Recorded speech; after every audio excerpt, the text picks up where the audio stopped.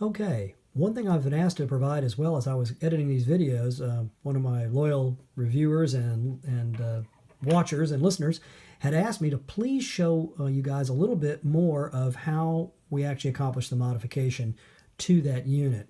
So I wanted to show that to you real quickly. I'm going to see if I can bring this up a little bit closer to the there we go, to the lens so you guys can see that. And what you'll see right there is that this is the standard remote. This is what I use to fire that modified Evolv 200 twin head unit with the AD360 bulb installed.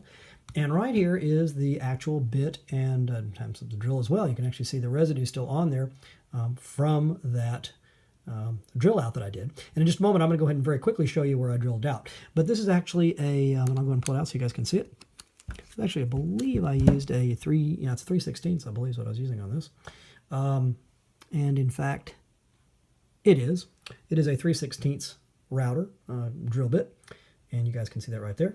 And that was what was used to actually remove the plastic necessary to widen that key 3.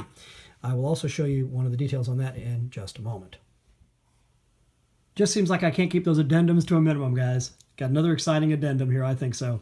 I've gone ahead, as I had indicated I was going to do in that previous addendum, and I've made a modification to the upper socket, which I'll show you in just a moment, on this Evolv twin head adapter. I now have the AD360 bulb mounted in the very uppermost socket, and in the very lower socket, of course there's 3, there's that one in the center, which you obviously can't put anything in while you have these 2 bulbs. I now have the AD200 bulb as well, which, by the way, could also handle an AD360.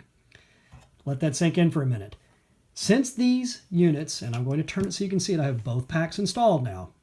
Since these units are absolutely electrically independent, and I wish I had, yes, you guys are reading my mind here, I wish I had another 360 bulb. If I had 2 360s, I'd be able to get 720 watt-seconds of power out of this exact setup.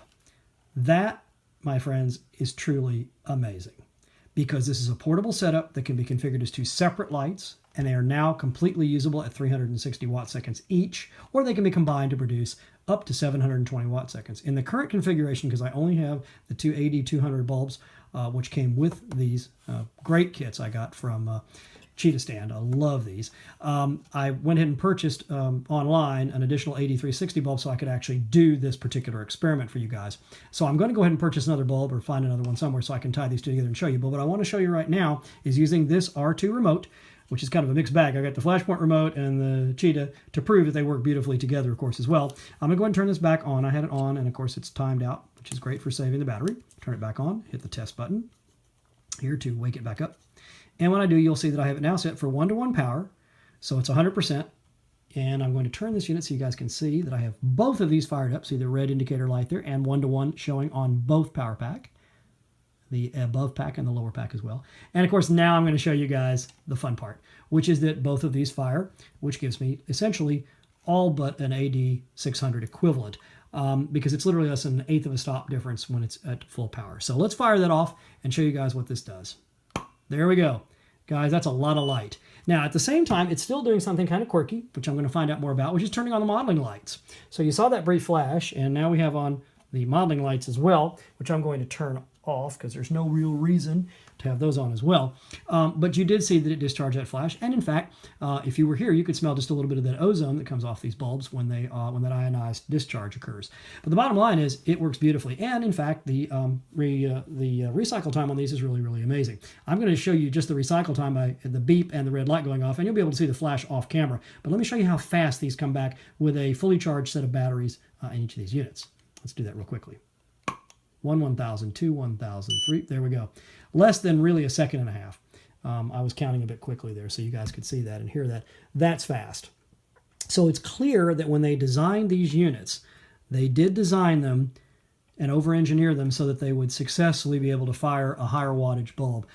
By the way, I did check the battery on the unit I've been firing for some time now, demonstrating the use of this 360 bulb. And after about 25 to 30 flashes, it's still showing 100% charged. So these have been very conservatively rated. I am really excited about that. And I'll show you one other thing I like about them as well, which is that the battery packs are very small. These are not heavy-duty, heavyweight packs, but they are incredibly energy dense using lithium-ion cells. These are using a LiPo-style battery, if you guys are familiar with some of the battery technology, which is pretty stable and very, very safe as those batteries go, and it does a beautiful job, of course, of providing the powers necessary. But I point that out because the engineering on all of these is just outstanding.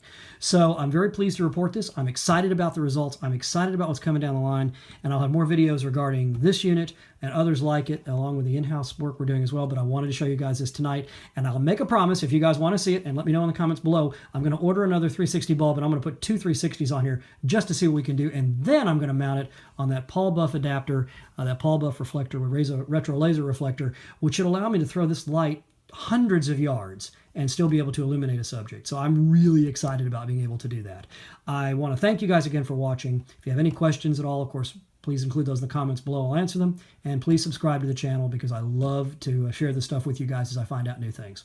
Until next we speak, this is Jeff Ray, the Prototographer, for Steeped in Light Photography. And remember, it's not what you take, it's what you make. So make it matter and make it yours. Until next time, guys, great shooting.